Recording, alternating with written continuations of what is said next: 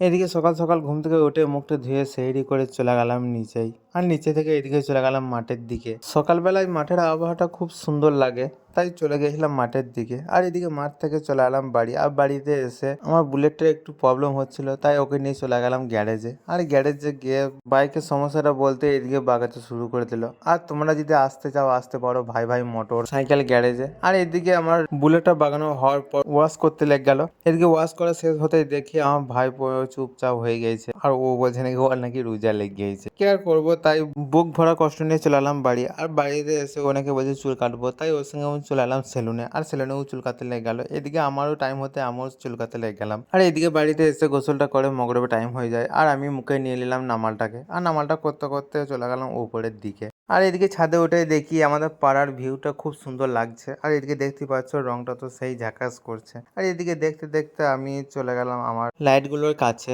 কারণ সামনে ঈদ বুঝতে পারছো। আর এদিকে আমি শুরু করে দিয়েছি লাইটগুলো লাগাতে। তোমাদেরকে অন্য একটা ভিডিওতে দেখাবো লাইটের আলোগুলো। আর এদিকে মগরবের টাইম হতে চলে এলাম আমি নিচে। আর আজকে আমাদের মসজিদে ইফতার খোলাবে। আর এদিকে চলে গেলাম মসজিদে ইফতারটা খুলতে। মসজিদে ইফতারটা খুলে আমি চলে গেলাম নামাজটা পড়তে। আর সবাইকে আমার তরফ থেকে 29 রমজানুল মুবারক।